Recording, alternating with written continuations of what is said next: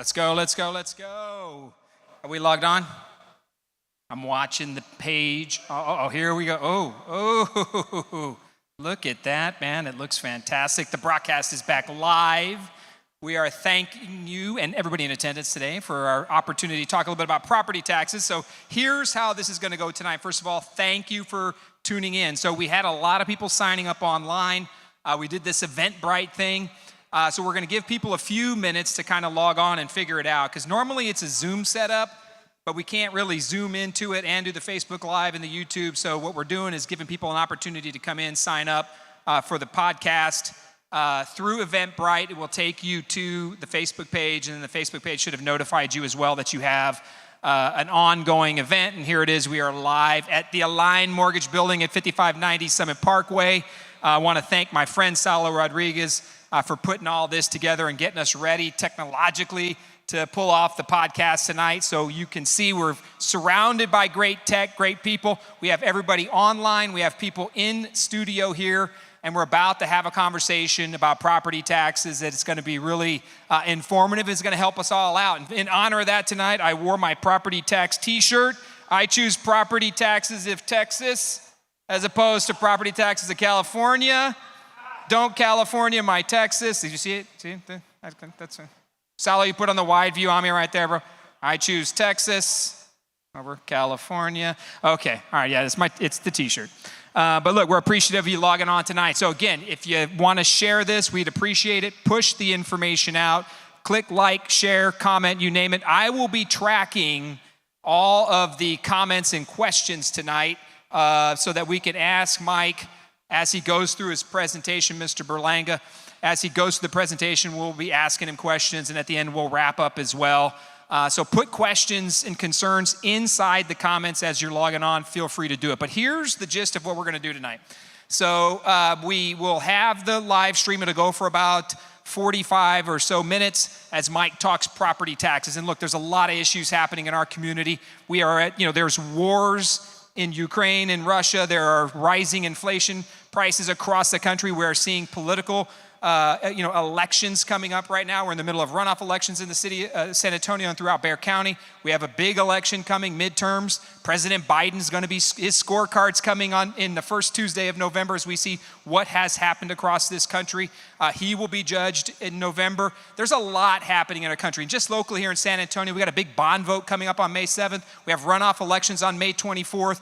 A lot is happening. There's so much occurring across the entire community that sometimes you have to take a step back and something wakes you up that you have to do something. What has woken up a lot of our community is our property tax bill, right? So it came in the mail and it shocked a lot of us with an average of a 28% increase across the entire county. My home saw a 39% increase in property tax value. It was just unbelievable to me, year over year, 39%. So we're here tonight. We're going to go through Trish DeBerry. I'm going to call her up here in a second. We're going to sit down and talk for a couple of minutes, and I'm going to let her introduce Mike, obviously. Trish DeBerry's the sponsor of this evening, but we discussed an opportunity to just talk about things to help citizens. How can we give you the tools to arm yourself to be prepared to sit down and fight for a proper property valuation as we go into the tax season? So that's why we're here. We're going to talk with Trish. We're going to move into Mike Berlanga. He's going to go for about 45 minutes. Then we're going to do a Q&A, and then we're going to hang up and have a good evening. Throughout the night, I'm going to post things in the comments that'll help you out. For instance, if you need to speak with the realtor because you want to get a comparative market analysis, the value of your home, I'm going to have a sign-up sheet in there. I'll connect you with the realtor at no cost that'll look up the comparable home values in your neighborhood and help you come to a true market analysis for your property. Those are just friends that want to help out. We'll connect you with them so we can make sure you also are sitting down and you have hard data and facts about those stuff. A lot of this information only a realtor can obtain for you, and then they'll help you put that together, and it's just a piece we're going to offer you. I'll put that in there as well. Tonight, again, we want to be thankful for Aligned Mortgage of Texas. So this building we're working out of right here, and this giant screen and all this tech, is really the hard work of Align Mortgage. They are a VA lender. They specialize in VA. The number one VA lender in Texas, soon to be the nation. I always brag about Align Mortgage because they do everything they possibly can for our veterans. But tonight they give us the space. They let us utilize their technology, and they sit here and they sponsor this with us so that we can bring you ideas and information. That's thank you to Chris Cano, the owners Chris Cano, Tony Diaz, and Cody Carrasquillo. Longtime supporters of our veteran community, veterans themselves, and they've built a company that serves this community, not just in the veteran loans, but they're also out there helping with all kinds of community activities such as donating beds, working in volunteer hours, supporting families in need across all of Bexar County and San Antonio. Thank you to Chris and the team. We appreciate you for the space. And you'll see their logo pop up from time to time because we want to make sure we recognize them for allowing us the opportunity to be here tonight to serve you with information. Thank you to Align Mortgage. We appreciate it, and we are grateful for the evening. So, without that ado, let's bring Trish up. So we're gonna be real informal about this because we wanna make sure that property tax conversations are fun. Yeah, that's absolutely not possible, but it's all good. Trish, oh, here we go, hold on. Trish, let me move my computer aside. Trish is ever prepared and has a notepad. So Trish DeBerry is sitting with us. At full disclosure, we've talked about this. Trish is running for the Bexar County judge, and she decided to put this evening on to help members of the community. So I'm going to pass the mic off to Trish. And the only question I would have for you, Trish, is I'd like for you to give us just a little bit about what brought you to this conversation, what you're seeing in the community, just as a leader and someone who's a potential elected official here in the future. Tell us what you think about what you're seeing, what you're hearing out there, and what your game plan is in a nutshell. And thank you for sponsoring this evening as well. A lot of people need information and help, and we appreciate you stepping up to the plate and saying you wanted to do something like this. So I'm going to hand it over, and then it's Trish's from here on. Thank you, Greg. First of all, thank all of you who are here live and in person for giving up time in your busy schedules to be able to be here. Look, the reason that I'm doing this is because even when I ran for county commissioner, as I was at the doorstep with people, we would have really prolific conversations about it's not enough for elected officials to keep the property tax rate low or flat, right? If appraisals go through the roof, what is that? It is an effective tax increase, right? And so what are we going to do about it? And so obviously we came through the pandemic, something we had never seen before, downturn in the economy. And even a year ago, at the height of the pandemic, there was no relief offered. I mean, we thought, could there be a reduction? Could we freeze it this year, and maybe bring it back up next year? No. So I think what you're going to hear today, and I'm glad to be here today because we have a premier expert in Mike Berlanga who's here, is there are very limited tools that we have at a local level regarding what we can do to really bring about true appraisal reform and tax relief, because it really has to start at the state level. And you'll hear that echoed by Mike Berlanga. But there are some tools, and what I would tell you is, look, we all celebrated Fiesta, right? It was open, it was great weather, it was 10 days of celebration and what we have, and Easter, and then all of a sudden we opened up our mailboxes, and let me tell you, I gasped, when I opened up what my appraisal looked like. I mean, you could have knocked me over with a feather. So we came through the pandemic, but now we have this economic epidemic. And the flu is appraisal, but there's no real cure. Like, you can't get a shot for it. So we're going to have to do things and structure things differently. And government, especially the state level, has got to take a look at the way we fund education in Texas, because it is born on the backs of you all here in the room tonight and those that are watching online. And it only becomes more complicated because when big businesses get their appraisals and they're high, and they do the same thing that you all do, there is no way it can be that high. Like, I've got to be able to protest this, I can't afford this or whatever. And so what does big business do? They hire big guns, right? They hire big attorneys to protest their property taxes, and many times they succeed. But when they succeed, guess what that means? More of the burden is on the homeowner as a result of businesses getting a break. And so anyway, we've got to look at structural relief that really comes at the state level. But there are some things locally that we can do. So I want to tell you, as a county commissioner and I ran on a platform as a county commissioner on appraisal reform. First thing I did when I got in there, I talked about a property tax rate decrease. Lowest it's been in 25 years, and we had not done that in some time. And I was the only Republican on the court, but I cultivated votes to be able to do that. But believe it or not, I'm gonna tell you, I had some colleagues on the court that threatened to walk off the dais because I was proposing a $1.8 million hit to the county budget with this property tax rate decrease. Ladies and gentlemen, there is plenty of fat in government. Like, we can cut it so that we can pass on the savings to the taxpayer. So, bottom line is, we got it done. But it was small, but at least it was headed in the right direction. I also advocated for a homestead exemption at the county up to $5,000 that never existed before. They talked about it, and it was passed probably 2 months ago. So between that homestead exemption and the property tax rate decrease, that probably amounted to about $20. It's something, but it's not enough, not nearly enough. So we are limited by the way, like I said, that local government can really impact property taxes and appraisal reform, but we're doing whatever we can do. And by the way, I was talking about it for a couple of years, and now all of a sudden, your city councilman, Clayton Perry, over on city council, has been talking about a homestead exemption of the city for several terms. I mean, he's been in there 6 years, and he could never get the council to coalesce behind his homestead exemption or increasing that. Finally, because people are so upset about it, they're listening. And we have the perfect tsunami, and I'm sure Mike would agree with me about this, in Texas. We live in a great state. There is no question, right? Amen, right? We have no state income tax.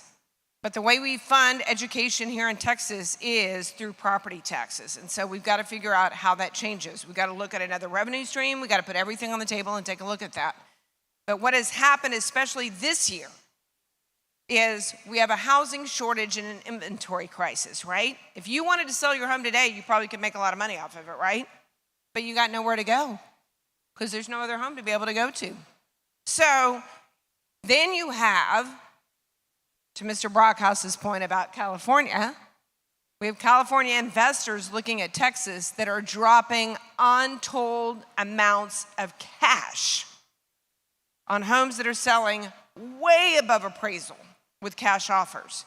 So the housing shortage, the inventory crisis, combined with out-of-state folks dropping unheard of amounts of money regarding houses that are for sale, have created what we see right now. This perfect tsunami regarding the 28.5% increase we have here in Bexar County. Ladies and gentlemen, in Hays County, which is not too far from here, in San Marcos, 40% increase.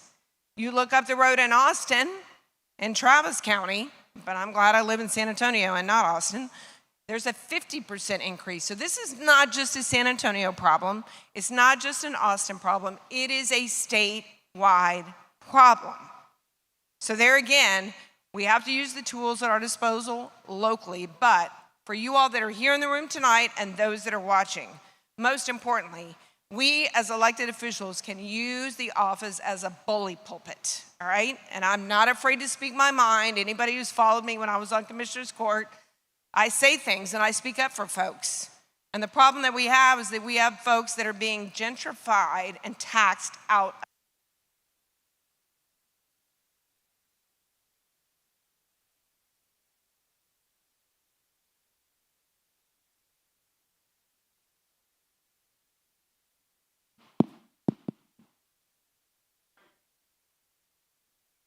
So we have folks that are being taxed out of their homes today, and folks that have lived in their homes generationally speaking.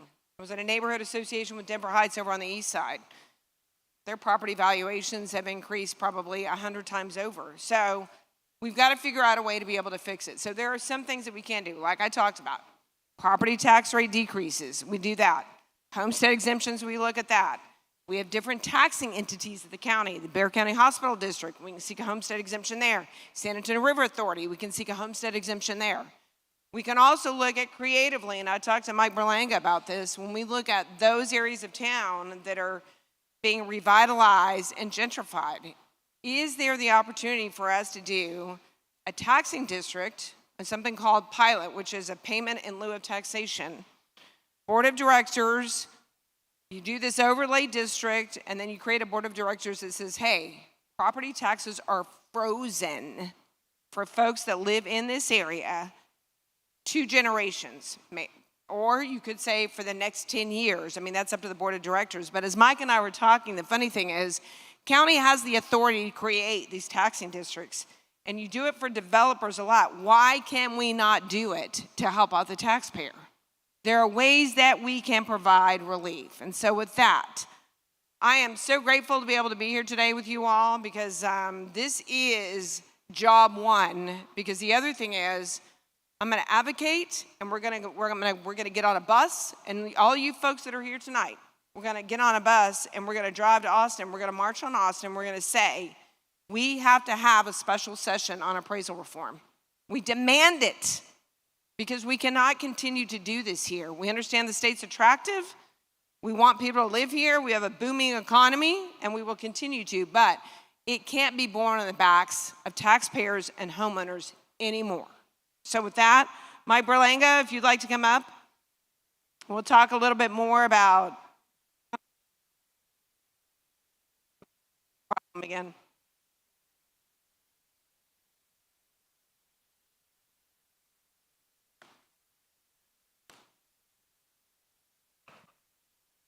Wow, it's musical mics tonight. I don't know. Okay, how about mine? Is mine working? Yes, There you yours go. is awesome. Yeah. You know, so I think first and foremost, one of the interesting things we should talk about is really the seating arrangement that we have up here. Because one of the ideas that I've got, you all may or may not know, the chief appraiser is not an elected position. And so some folks will say, well, if you elect that position, you politicize that position. So my feeling is, at least if you elect someone to that position, they are accountable to the taxpayer. Because right now, really the appraiser's not accountable to anybody except who? The taxing jurisdiction. Exactly. Yeah. So Mike is running, if you don't know, for state controller as an independent. So we talked about that too. But anyway, he is a wealth of knowledge. Because like I said, I can use my voice as a bully pulpit, but you all need to know what you need to take with you when you go, the documentation that you need, because much like your voice is your vote, your voice is the key to getting your property taxes lowered, and you have to do it, unfortunately, with the system that we have today until we lobby to get it fixed. So with that, I'm going to turn it over to Mike. And you can talk about the empty chairs that we have here. Thank you. I'm gonna stand. Hopefully, I'm not echoing. I hear myself. How are we doing?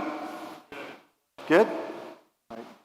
We've got a presentation. We're going to take about 40 minutes, maybe a little less, and at the end of that, we'll take questions from the audience, both live and online.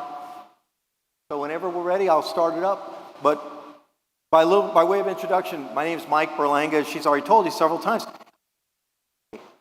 And I don't know if what most of y'all that means to you, but when it comes to property, parking attendant. Because if I've got enough cattle, I don't pay as much taxes as urban dwellers.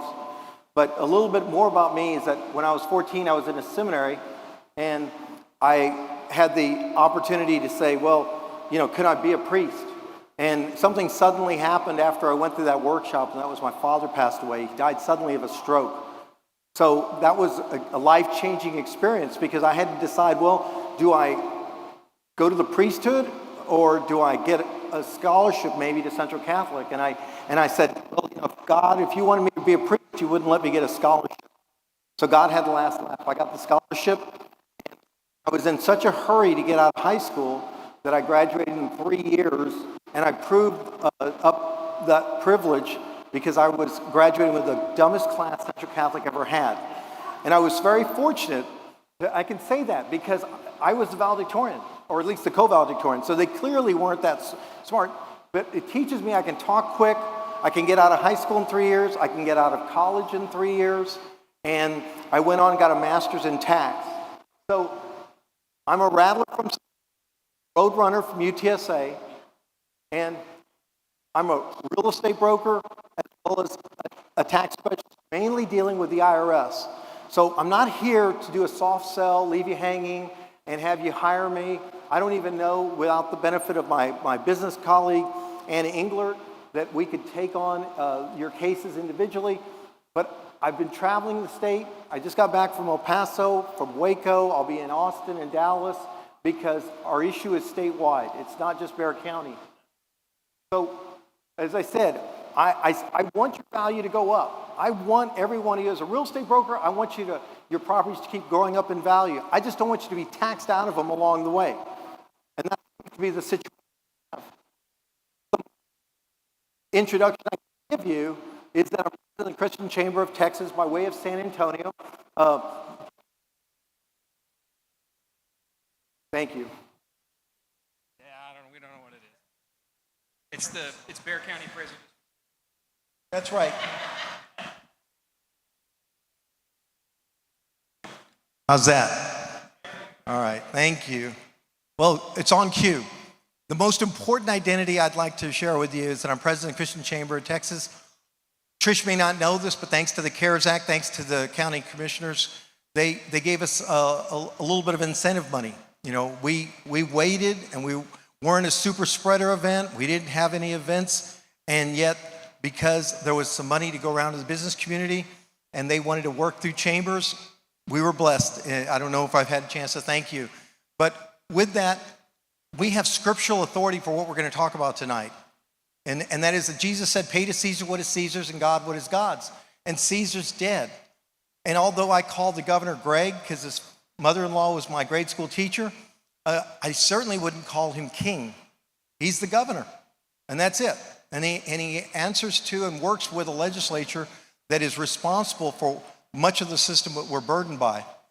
But if that isn't enough, Governor Abbott often references the Texas Taxpayer Bill of Rights.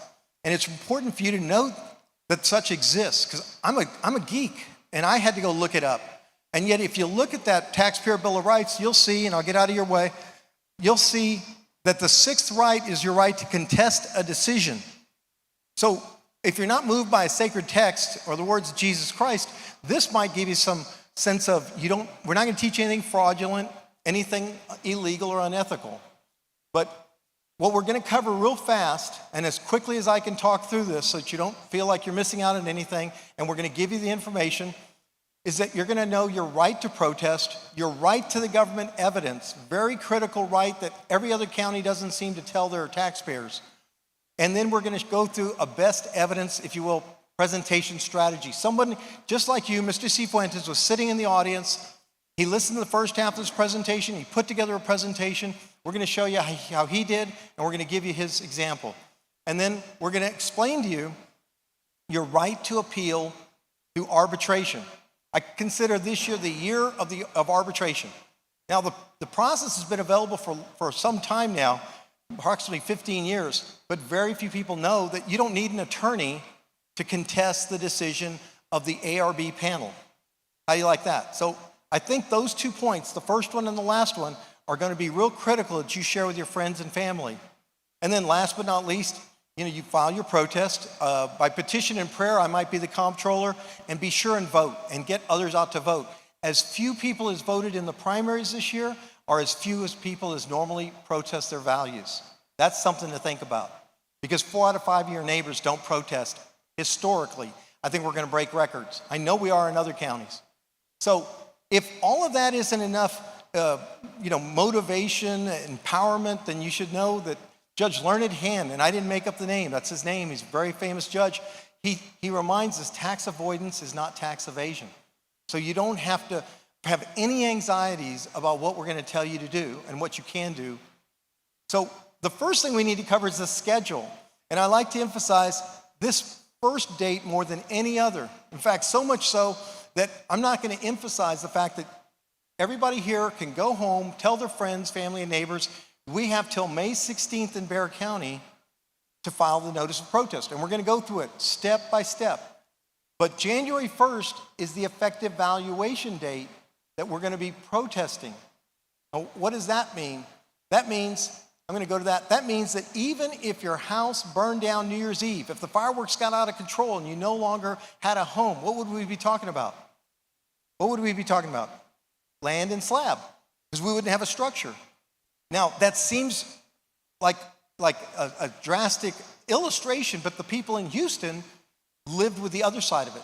Remember when the flood came and so many people couldn't even go into their homes and their homes were destroyed?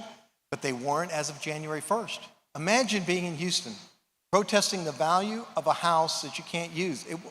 Unfortunately, it wasn't funny, but I'm using both those examples to emphasize that if you've spent any money on your house since January 1st, if you, sir, have been told there's a few things I'd like you to get done around the house by your loved one, then I guess that's what you still needed to have done January 1st.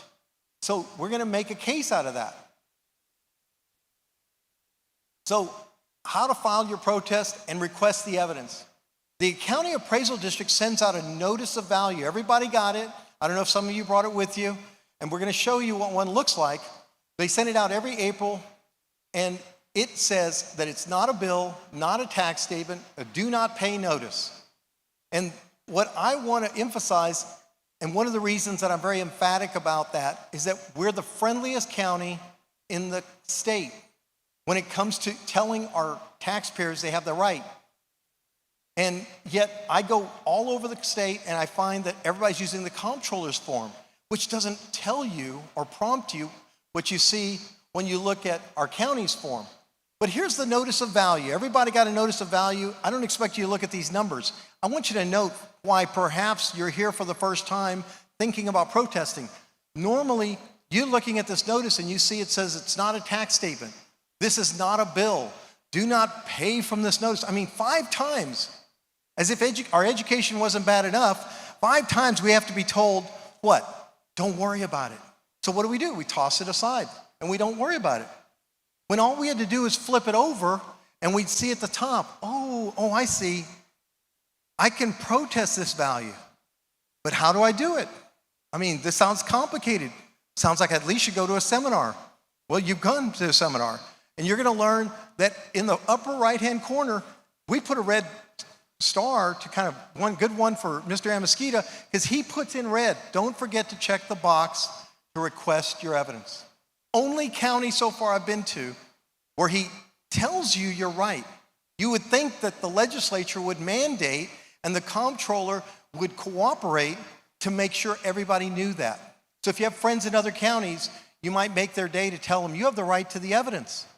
And we're going to show you where to check the box. But in San Antonio, there's the information that's pre-printed, except that thanks to COVID, yes, the blessing disguised in COVID is that they still had to give you a hearing even though you couldn't go to see them in person. So if you give them your phone number or your email address, don't worry, they're not going to sell it. It's not about stealing your identity, but it gives you the opportunity to say, I want to have a telephone hearing, or I want to exchange information by email. And so it makes it more efficient than ever before. It made it efficient for me to leave the city without leaving my home. I can help people in El Paso to Galveston. And I'm there in the backyard, just, keeping up with everything else I've got going on. But what is your reason for protest? The most common reason is that your property you believe is incorrectly appraised or that your value isn't comparable to your neighbor's value. That used to be 2 lines. Now they've consolidated it. At least check that box. But my colleague, Ann, always makes sure that she checks other. That's the bottom and the last box on the right. So if you think of something else, fine. I'm not saying these other ones don't apply, but they're not restrictive in nature. Ultimately, it all comes back to value. And we can argue whatever the facts are that help us achieve a lower value. So now we get to the bottom of the form. We've blown up 1-page form. Hopefully some of you brought it. 1-page form into 3 slides. And they ask in section 4, what facts can you provide to help resolve this case? So what did I say? Not at this time. We're not starting a poker game with me laying my cards down. And I don't even play poker, but I know enough to know that I'm not going to make the first offer in the negotiation. So just sell them. I don't know. I haven't even thought about it. But over to the right of section 4, they ask, how would you like to appear for this hearing? And I like to tell people, even though I don't have a face for TV, I've got a face for radio, I'd like to tell people use Zoom so that they see you. Every one of you here doesn't look scary. You look like somebody that I should love as my neighbor. But if you're not comfortable with that, if you're not comfortable getting onto Zoom for whatever reason, then I would say, secondly, go to the block that says by telephone conference. And lastly, in my opinion, before COVID, the only way was in person or e-filing, but now I just don't encourage it. The other day I had a hearing and we were scheduled for 9:30 and we didn't get on till 11:30. Imagine the 2 hours and the commute time I would have wasted if I wasn't sitting in my home while the client was sitting in their home. Pretty awesome that we didn't waste any time and any commute. Gas is high enough as it is. Then they also ask you if you want it in English and in Spanish. It's very important. My mother failed the first grade, she couldn't speak English. So I am bicultural. I know how to take the shuck off the tamale. I'm trilingual. I speak real estate, English, and taxes. Okay? So I understand the benefit if your first language is Spanish. Say so, treated with a great deal of customer service. I'll tell you one thing about Mike Amasquita. He has been interviewed by me in front of the Christian Chamber audience, in front of a politically partisan group, and he says repeatedly, he tells his staff, treat everybody that comes in here like they're his mother, and he loves his mother dearly. And I've had a lot of great customer service. We're not talking about the interaction with the appraiser, and we're not talking about the interaction with the Appraisal Review Board panel. We'll talk about that in a minute. But now, go on to section, it asks, what is your opinion of property value? And it specifically says it's optional. Well, don't volunteer it. You don't know. You have no idea. You don't even know what they're comparing you to. So you don't need to tell them anything. Well, you do need to go over to that red box and be sure and check the box, I want your evidence. They made a decision about your value. You want to know, where did they get that number? And then, if you go to section 5, if anybody needs to fill out section 5, please, I need to give you my card, because that's only for value of $52 million or more. Anybody need to fill out section 5? Anybody got 50? Okay, I didn't think so. But you know what's really funny about this? Ann, I don't think Ann knows this yet, but the special panel, if it's 52 million or more, you have to be educated in a licensed area, like in real estate perhaps, appraisal, lawyer, CPA. So if you're 52 million, you might get a panel that has a background in the subject matter. If not, we'll talk about what the panel that you're going to get has to. But so you skip section 5, you go down to the classification of your property, section 6, and you go down to property owner, check it, and then fill in your name, sign it, and send it. And I'm going to go back a couple of slides because I'm often asked, let's see, where is that slide? Do I have to mail it? And the answer is no. I don't have to mail it. I can email it to customerservice@bcad.org. But if you mail it, please use certified mail. If you're old school like me, but I want evidence that you sent it. They get so many requests. So many people want to do it after they forgot. And it makes it difficult to play the victim when you relied on U.S. Postal Service and they didn't deliver it. But you can do that, and I promise you, almost immediately, you will get confirmation that you got it. So you'll know that you're in line. So what have we done? We have asked for a reservation in the Bexar County Appraisal District tax restaurant, if you will, and we've asked for the menu. And just like every other reservation we do, we know that we don't have to show up. Now, please, as a courtesy, if you change your mind, let them know. But there's no obligation to go on just because you requested the evidence. Very important to note that. So the deadline's May 16th, and the hearings will begin in June. So I'm going to go to Atascosa for a moment to emphasize what the appraiser is going to say is how we came about your value. And the reason I have to start with Atascosa, because the numbers are going to get even more dramatic with Bexar County, but I don't have the breakdown. In Atascosa, there's 8 appraisers.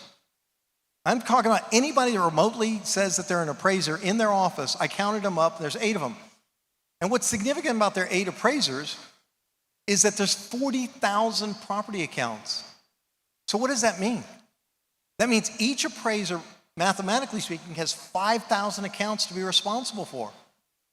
That's a lot of opportunity to make a mistake. 5,000 accounts mathematically between January 1st and April 1st, they figured out what the value was. I don't know if anybody does any 5,000 of anything in those 3 months. But if I did, I'd probably make a mistake every once in a while. So why is that significant? Because the county appraisal districts have neither the time or the money to appraise your property individually. They've not been to your home.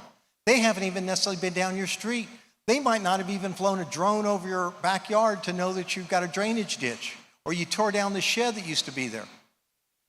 But in Bexar County Appraisal District, there's almost 9,000 accounts per appraiser, at least if I heard and understood Mr. Amasquita the other day when he and I spoke. So if there's 9,000 accounts, we know they're overworked, they're underpaid, and they're not commission-based. We need to get that into our mindset because it's not us against that person. It's us helping them deal with a broken system. At least that's my opinion. So back to January 1st. You're showing up in June to talk about January 1st value. I don't care what you could sell the house for next day. I don't care what you're going to sell it for at the end of summer. That's not what we're talking about. We're looking back while looking forward. We're not hypocrites. We're not being deceitful. So what is mass appraisal? This is the absolute language that we get from the appraisal district's information. It is using a standard methodology, employing common data, allowing for statistical data. That's a lot of words, isn't it? I mean, even for a geek like me, and I love the multiple syllables, but what that means is they're doing 9,000 accounts per appraiser. How does mass appraisal compare to the fee-based appraisal that Align Mortgage would order if you were borrowing money from Align Mortgage?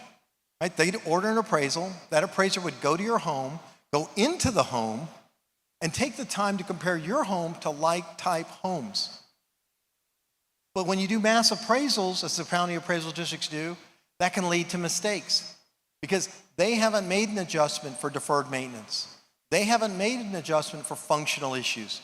They haven't made an adjustment for location issues. So can an ARB at a formal hearing make an adjustment? Absolutely. Absolutely. We just have to make our case. So I'm not going to talk about exemptions, but if you have a homestead exemption and it's not reflected with an HS, go apply for your homestead exemption because that will at least limit the amount of value that they can add each year for tax purposes. Let me make myself clear. The value for market purposes can go as high as they want, but for a homestead, it can only go up 10%. I'm amazed that more small businesses are not going to come out of the woodwork this year. They're not insulated, even though many of us homeowners are going to feel like there's nothing I can do to get it below that 10% cap to get some taxes. But we're not going to dwell on exemptions. They vary from taxing jurisdiction to taxing jurisdiction, but be sure and check the box for that and be sure and make sure that if you're 65 or older or you're a disabled vet, that you get what your rights entitle you to as regarding some of those jurisdictions. Oh, let me go back. Greg said that if somebody wants some comps, he's got some realtors that he can refer them to. Well, let me tell you something about those realtors, because I'm a real estate broker. Now, there's such a thing as an agent, and there's such a thing as a broker, but there seems to be no such thing as a real estate professional. And when I say professional, I think of my CPA profession, I think of the legal profession, I think of the medical profession, the dental profession. What is a professional? It's a calling to serve. It's not serving only when it's convenient to me, it's serving my client base all the time. And so the realtors that have volunteered their time to help you are acting like professionals. They're extending themselves without the assumption that you want to list your home. Really important. Take advantage of that offer. Because even though you may not want to sell your home and you would call someone like who Greg might refer you to give you some assistance in reviewing the data that they sent you or giving you alternative data, don't feel any pressure. But you're going to remember that one when your family or friends say, I'm thinking of selling my home, that's why I'm not going to protest. We'll talk about that. But maybe you'll refer them to that realtor that helped you. So if you request the evidence, then the county must provide it.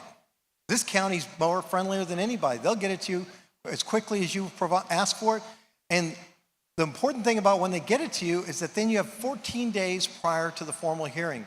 They can't give it to you and then you have to immediately go into the hearing, right? They can't give you a gun and then tell you to load the bullet. And with that 14 days, you will feel like you're going into a gunfight with a switchblade. So it's real important to note that. I've been to El Paso where I told somebody, I said, hey, did you ask for the evidence? Well, I did, but they said I had to file a Freedom of Information request. I said, oh, no. He goes, yeah, and it took me 2 hours to get to that answer. I said, no, you tell them state law, and I gave them the code, and immediately they were given the information. So we're in a friendly county. I know I've been at this for about 6 years. It's become a passion of mine, as you can tell, and it isn't even what I have my master's in. But this county will give you the evidence. We're going to talk about what you're going to get. And once they give it to you, and Mike Amasquita taught me this, he says, we can't provide more evidence. It's not like they eke it out to you, a little appetizer here, and then they set you up for, no, that's not how it works. But in their evidence package, they're going to ask you, or they're going to share with you, rather, their description of your property, the measurement and characteristics. Now, I will tell you, most of the time they get it right, but you want to double check. What might be wrong? A perfect example, your lot may be mismeasured. Your roof line may be hanging over open air and not enjoy the same benefit as what? As the air-conditioned space. So they can make mistakes just in the measurement of your structure or your land. And I'll tell you some stories a little later on. But if that's right, and you check that block, say, okay, good, we agree on the structure, we agree you didn't tax me on that shed that I tore down, and we agree that you didn't tax me something that's air-conditioned when it wasn't. The next set of data in their evidence package is what we call the equity values that are based on your neighbor's values. Not neighbors necessarily who sold, just your neighbor's values. So by way of example, if we know that, that we tell you what all your neighbors' values were, that could be above yours or could be below yours. If it's above yours, what did I tell you already? 80% of your neighbors don't protest. So that doesn't mean that they agreed, that just means that they didn't come to learn how to protest or that they didn't have the time. So if I'm the appraiser and I tell you, Mr. Fonseca, look, this is what your neighbor's values are at, you say, well, Mike told me, who cares? They don't protest, so let's move on. Now, if your neighbors are valued lower, then you say, hey, that's not fair. You argue to your best case. Mike Amasquita says, and he'll say it if he was here right here with me. I hope he's listening. He says, don't help me do my job. Right? He's got the resources of the government. You have to have the resources and the resolve to represent yourself to the best of your ability. But so now we've moved from the equity values to the sales values. So they're going to tell you that we know what's been selling. And the implication is we know what's selling in your area. But I've seen situations where they'll compare a home in an open street neighborhood with a home that's in a gated neighborhood. I've seen situations where they're comparing a 2-story square footage with 1-story square footage. How about a home that's all brick with something other than composition shingle for a roof with something like that? So you need to know, are they comparing me with like type properties? Or perhaps an adjustment should be made. That's what they're going to give you. And once they give it to you, you know what they're going to say. And when you go to the informal hearing, which by state law, they have to extend that invitation. I might, again, go Bexar County and Travis County a couple years ago. They said, we're not doing any informal hearings. We don't have the resources. We don't care. You want to protest? You're going to go in front of the panel over here that we're going to talk about. Very intimidating. And if you didn't know that you could request the evidence, then you went in front of a panel and you weren't even prepared to know what the chief appraiser or the appraiser was going to say. But I call these conversations. They're not even being recorded. You're meeting with sometimes somebody who's maybe one of the newest on staff, has a limited amount of range to make an adjustment, and you're having a very casual conversation, and you're asking them to show you what they've got, and then you say, well, this is what I've got. But if you're not getting where you want to, you can also ask them, if I was your brother, and you love your brother, assuming that's what I tell them, so assuming you love your brother, what would you tell me I should have brought? So it's like a practice, it's like a warm-up. It doesn't have to be the end all. This isn't let's make a deal. like Monty Hall. Remember, some of y'all are old enough, if you don't take what we give you, go in front of the panel. We can't guarantee it. They'll say that officially. But if they're the big bad appraiser with all that licensing and education, why should we be nervous about going in front of a panel? Worst case is the panel's going to agree with the appraiser. If the appraiser made you an offer, they shouldn't go lower than the appraiser, but maybe the panel will be sympathetic to something the appraiser didn't consider. You see how this works? I'm giving you the total reverse logic of what we culturally and humanistically feel going into this first time we've ever appeared at a government hearing, at least for most of us. So think of it as a warm-up so that you can go to the formal hearing prepared. And again, it could be by phone, because at the formal hearing, what you're going to learn tonight is that these three people, this panel, I'm going to be the taxpayer, and we've got a panel of three. And you're saying, well, Mike, come on, should we get some people up here? No, because y'all are all awake. And believe it or not, I took the training. Ann and I went, we spent $50, and we spent a day learning. This is the training book, and I kid you not, I showed Trish. It said, be alert and don't fall asleep. That's a standard that they felt the need to explain to these three panelists. Well, the appraiser sits in the throne. Now, maybe not so much a different chair, but the reason I tell you that is because I gave you my background, CPA, master's in tax, licensed real estate broker, stayed at a Wyndham last night. I mean, seriously. But when the panel chair asks, Mr. Berlanga, are you a licensed appraiser in the state of Texas? There's only one answer. No. Doesn't matter that I've taught thousands and thousands of people and I've helped many, many cases. We've saved, lots of money for a lot of people. But when they ask the appraiser, of course, the appraiser's a licensed appraiser. So I suddenly feel the hosannas, I feel like I have to bow down and genuflect. I mean, seriously, that's kind of how demeaning it feels. And yet these three people are not real estate experts. They're here to hear a disagreement, but they're not trained in valuation. They're not trained in real estate appraisal. They're just a jury of our peers. So hopefully that's eye-opening for some of you, because I know many of you, I hear, well, I went in front of that panel and I felt like they were drinking the same Kool-Aid as the appraiser, and I just have a hard time with feeling like maybe they all work together. Well, maybe there's that implied bias, but that's okay. And I'll tell you why. Because that panel consists of either feelers or thinkers. Now, the reason I have this Rubik's Cube up here is because in the English-speaking population, all of us fall into one of these four quadrants. We're either a high feeler or a low feeler, a high thinker or a low thinker. And occasionally, that makes a big difference as to whether occupationally, are we a salesperson, a receptionist, a heart surgeon, or an accountant? Why does it matter whether the panel are a group of feelers and thinkers? What matters is we don't know what they are. But the mathematical probability is that we've got two of one and one of the other. And the feelers like to do what? They like to see pictures. They want images. They want something to see. And the thinkers, they just want the facts. Just give me the facts, ma'am. Remember Dragnet? Just give me the facts.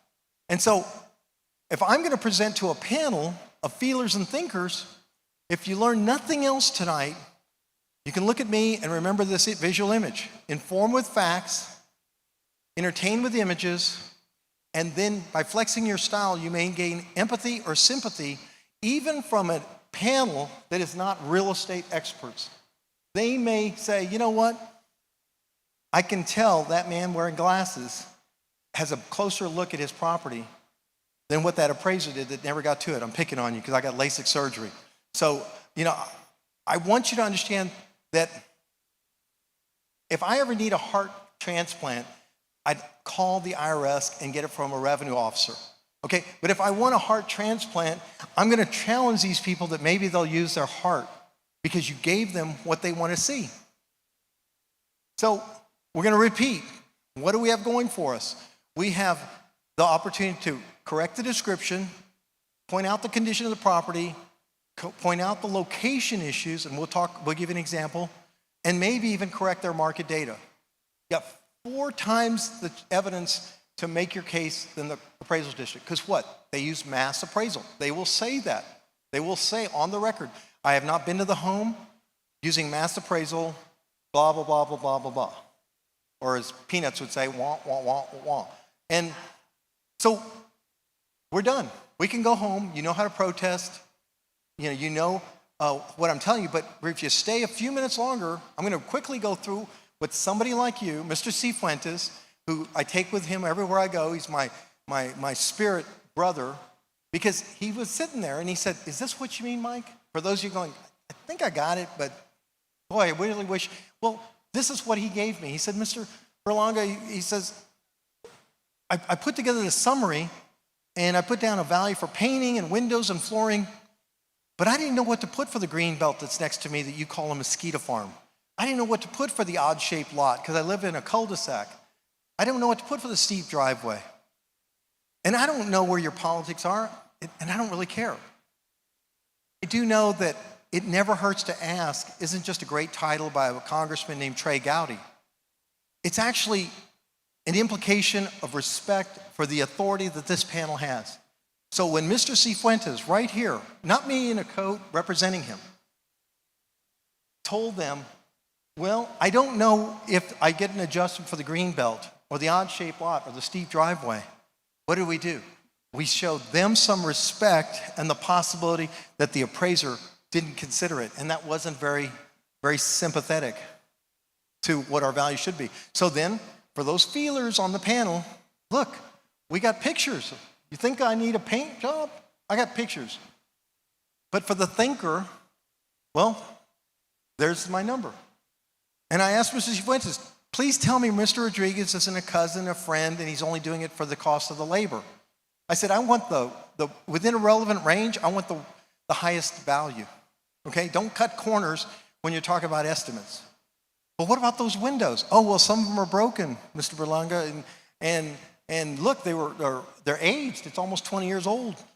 Oh, and look, there's an estimate. And my flooring, what happened? Well, the dishwasher, it leaked and it got on the floor, kind of rubbed off the stain. Some of it got to the carpet. Some of the carpet got mildewed. And that's what it would cost for flooring.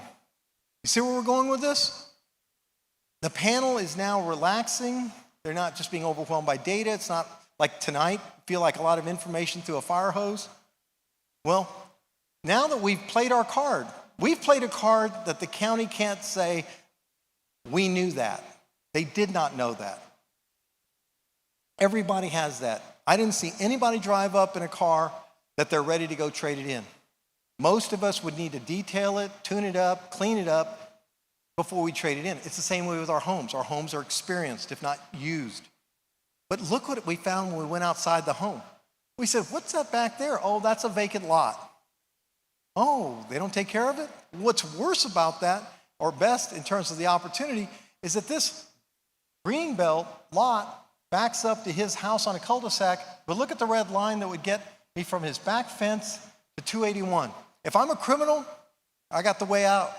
I'll be down 281, and the constable will be coming the other direction, and they'll be turning into the cul-de-sac. And before you know it, I've already got the goods to wherever I'm going to sell them. I'm not a criminal, but I certainly want to make my case that I don't have the best location. And they're also going to say, oh, we don't consider fences. What? And they say things like that sometimes, just almost to get my goat. Like, well, if I wanted to sell it, the real estate professional would say, you know, if you would fix that fence, if you fix that flat work, so throw it out there. Just because the appraiser says, well, we don't consider that, doesn't mean this person sitting here, he goes, oh, well, he may not, but I sure as heck will. Because these people do have a heart. Remember I told you, I may not use their hearts for a transplant, but I moved to use a revenue officer's. But you can see where you want to invite them to be empathetic. Look at that lot of his. Now, some of you look at it and say, oh, I wish I had that much land. You know, I could put the grandkids over here. I could put the barbecue pit over there. I could do some flowers. So, you know, when we look out the back, it's real pretty. That's not what I say. I see a very inefficient use of property. I see a lot of excess property I can't take care of. It's a rectangle that's jammed into a pie-shaped lot.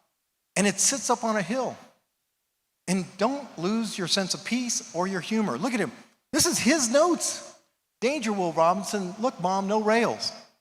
He was the last man out of his house in the neighborhood during Snowvid, excuse me. Because he couldn't get out. When you look at his neighbors, they don't have that problem. This is homes in his neighborhood. Now, maybe he's enjoying a nice view, but we're not talking about making the government's case. We're talking about making our case. Remember what Mr. Amosquita said, don't help him do his job. So that's why we showed that.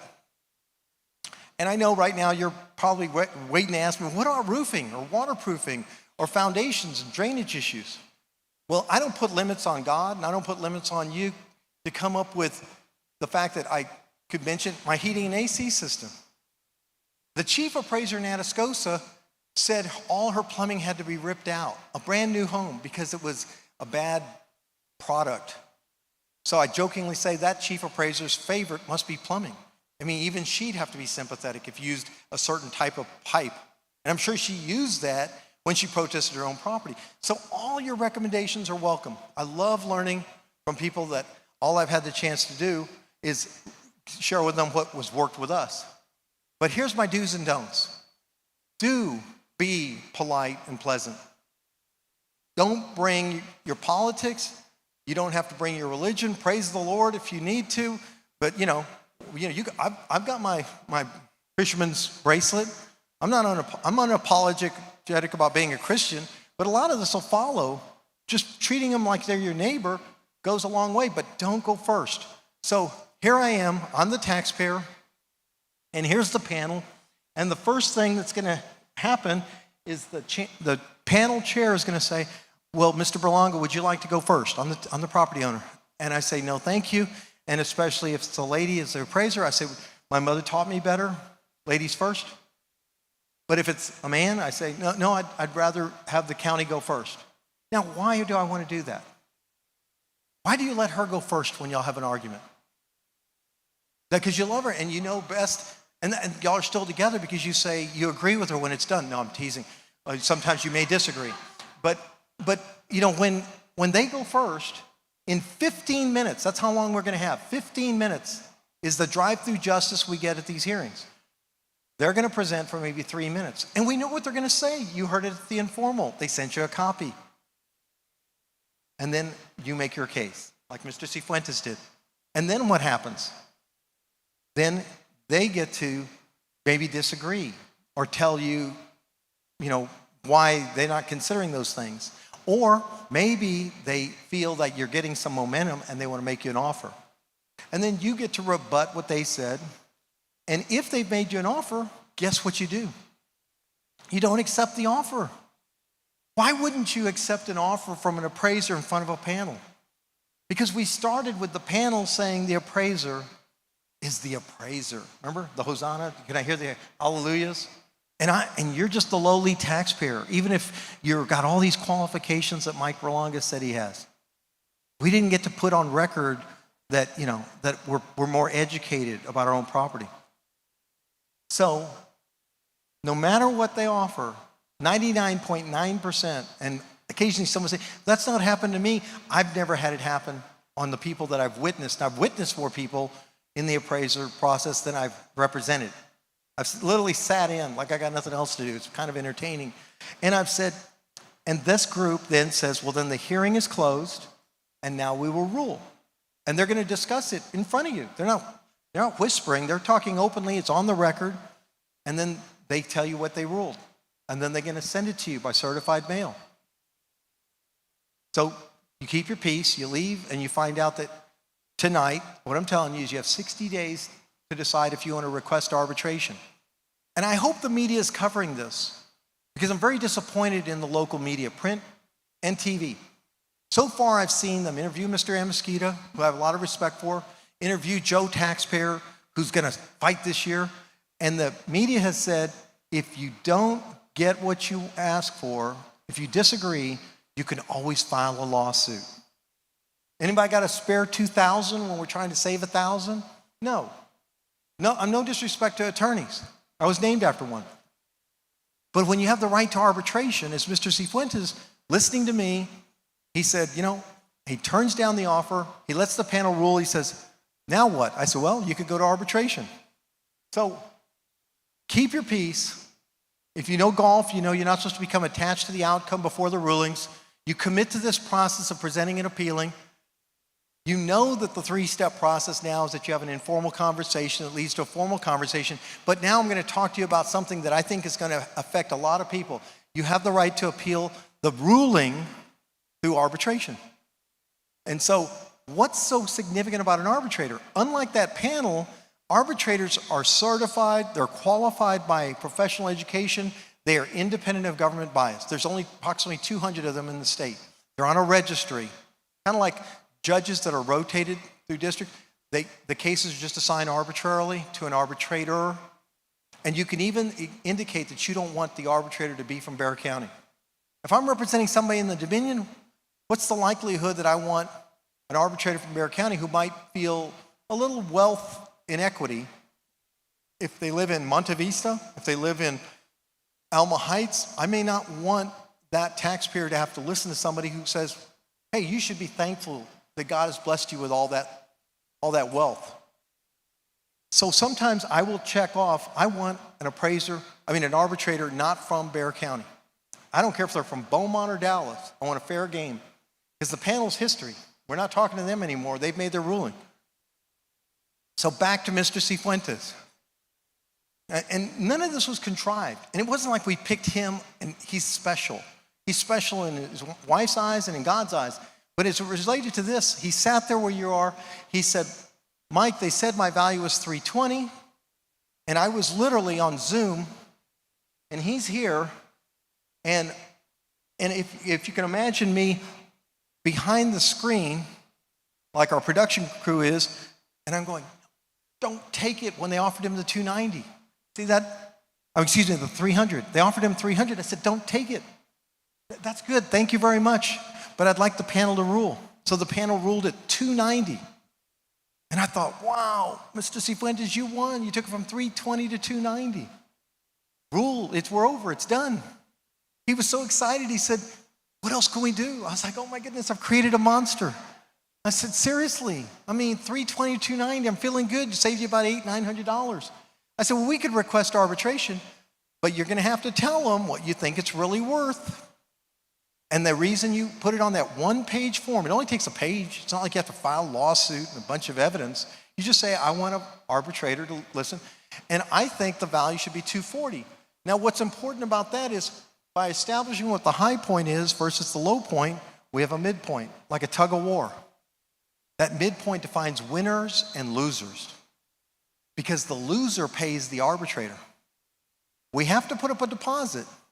But in this case, the arbitrator ruled at 260.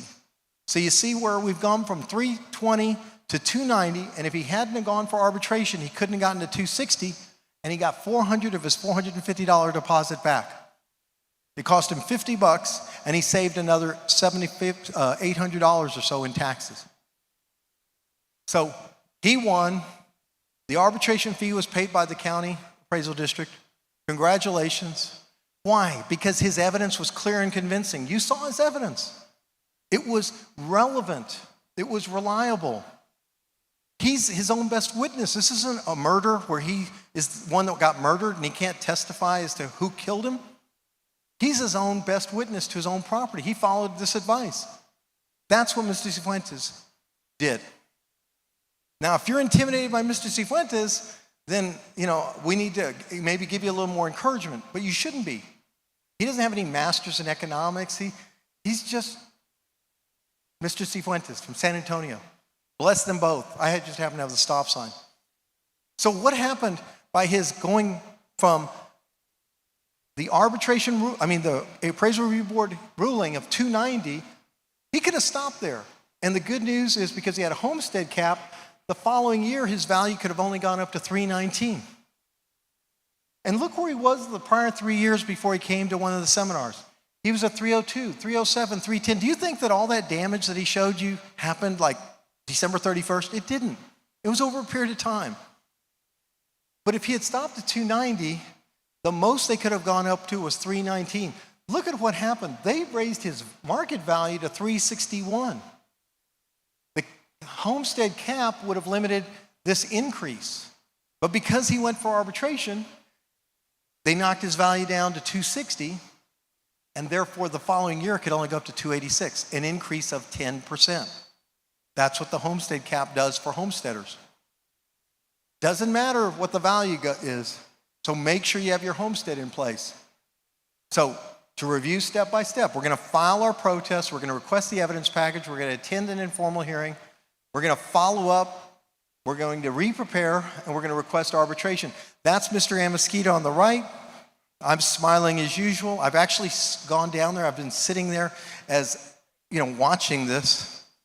If the Guttings are watching, Patty Gutting, I'll never forget this. She was there with her husband, and the panel said, "What are you smiling about? You were talking to me before we'd even started." I said, I got no dog in the hunt. I'm just here for my friends. Why shouldn't I be smiling? I'm sorry you're having a bad day.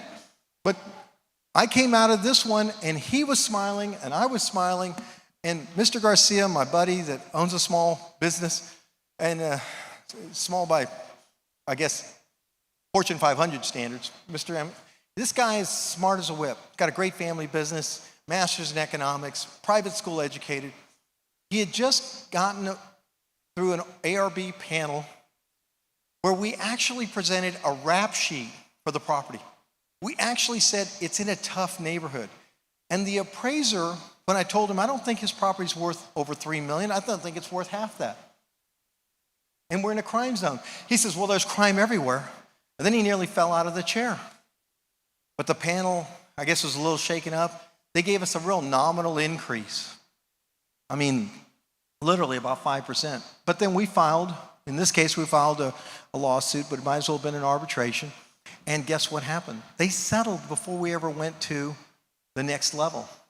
They settled at half the amount because we made a better case at the risk of a jury or an arbitrator hearing it than what the panel could understand. So if anybody owns a small business and you're not out there, you can go down to Culebra where the Torreon Mexican restaurant is there, and I appreciate that I can share these stories because there's no privacy except for certain elected officials and emergency responders. I can look up your address, and I can look up your address, and I can look up your neighbor's address. It's all out there. So when I talk of my friends, the Guardardos, what started out as questioning the value of the lot lead to, where did they come up with this value for the restaurant? $1 million. I said, what did they compare it to? We got the evidence package. They compared it to a Chinese restaurant. Does everybody know where Culebra is? Between I-10 and St. Mary's University, near West Side. They compared it to a Chinese restaurant in Stone Oak. They compared it to a Cerritos in the medical center. They compared it to Laguna Madre.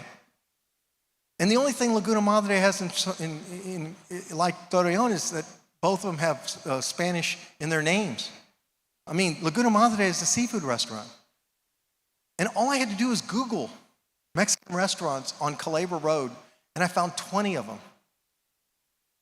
These are the things that caused me some grief, and that's why I'm here. So, he may not be smiling coming off that panel, but he might be smiling after arbitration or another level of appeal. So if you want to go to arbitration, you have 60 days. The panels, we're done. They're finished. They've given us a ruling. They're empty. They've gotten up. We have 60 days to file a request. We give them a check. We give them an indication what we think the value is, and we send it in. And if our homestead is less than $500,000, the deposit's $450,000. If it's more than $500,000, it's $500,000, and so on and so forth. This is what the arbitrator makes to listen to that case. Now, if you're paying a typical arbitrator $400 to listen to the smallest of cases, and he's trying to make $200 to administer it and $200 to hear it per hour, I've never had them rush me. I can take an hour up for an arbitration. They don't put us on a clock. So you can get more time to make your case in front of somebody that's more educated. So here's some myths. Land can be calculated separate from the overall value. sometimes the value of the land is jacked up so high, you wonder, should I be tearing down my house? I will tell you the rule of thumb is land shouldn't be more than 20% of the total value. And my reference point is this. My brother's the president of the San Antonio Builders Association, or former, and so I know what it takes for someone to buy land, make a neighborhood, and put in the utilities. But another one is, if you're a tax-paying tenant in a little, in your business, you actually have the right to protest the value of the center that you're in, especially giving you reason to ask the landlord, hey, you protest or let me do it. So for future fellowship, a little social interaction, we've created the Bexar County Taxpayers Association. It works real well in Wilson County, where we grew the number of protests from one year to the next from 2,500 to 7,500. And the chief appraiser was sitting in the front row. And we sent these slides before we ever had the presentation. But if we all join the Bexar County Taxpayers Association, we can learn from each other, we can share our stories, we can, maybe inspire or maybe help overcome some shared issues. But whether you're in San Antonio, whether you're in Austin, I think of Apollo 13 when we talk about property taxes, and that is, Texas, we have a problem. And it's not just in Bexar County. So that's why it's such a privilege to be here with Trish. And I'd like to ask her to come back up and recognize that, yes, I'm running for comptroller, but that's not the priority. I've got time to get a petition together, because the only way I can get on the ballot as an independent is by petition. You want to learn more about me or that? There's the information. But most importantly, we're all in this together, and I think we're going to take some questions now. Yeah, we are. First of all, a round of applause for Mr. Berlanga. Wow, really good stuff, right?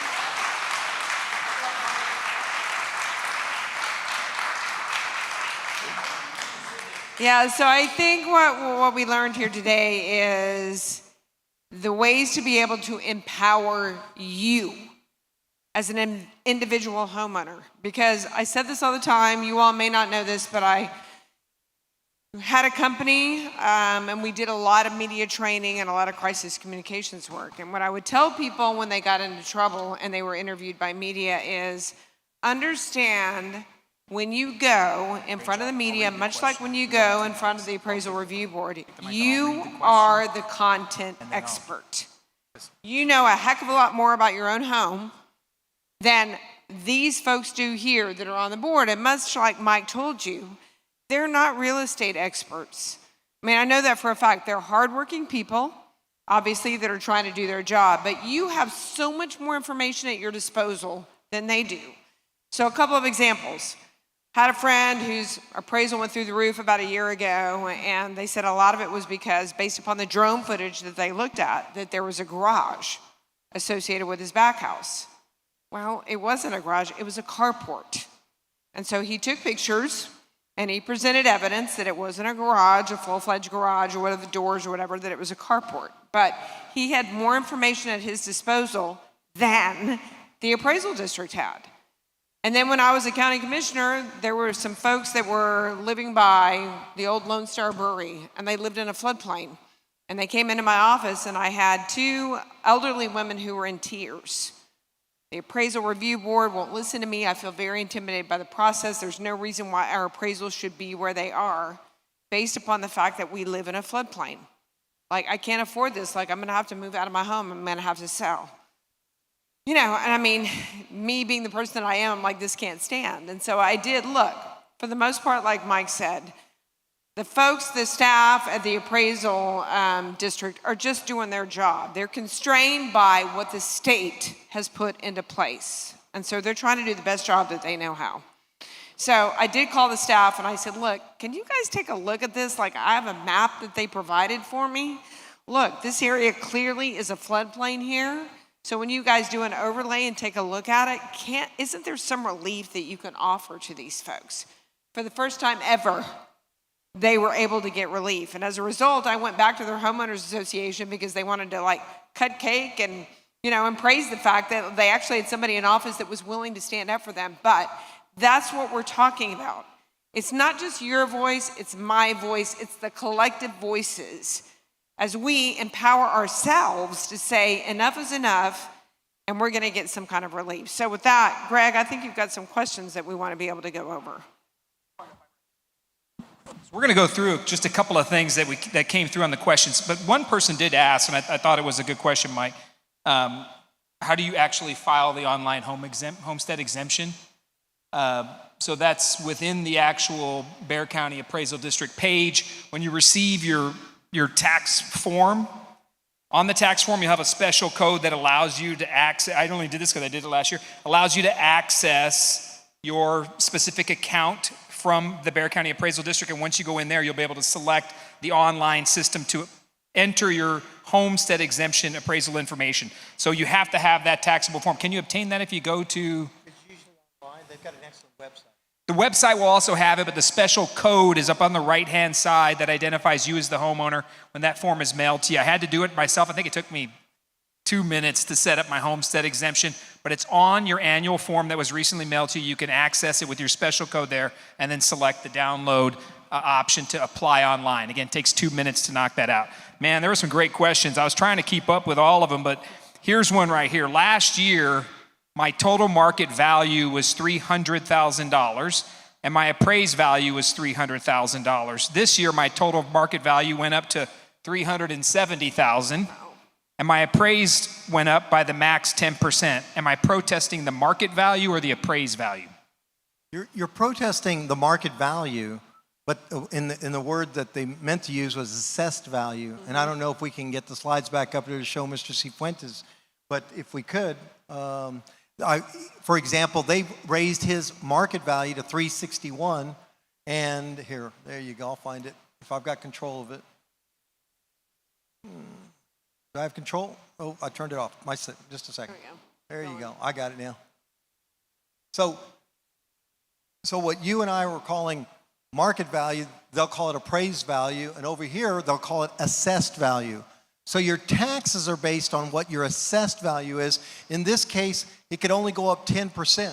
In the example, I think you're telling me 300 could only go up to 330, but the market value, as in his case, went up from 260 to 361 or 300 to 370. And so you have to bring this down below the cap before you enjoy any tax benefit. Unfortunately, I'm not the bearer of good news.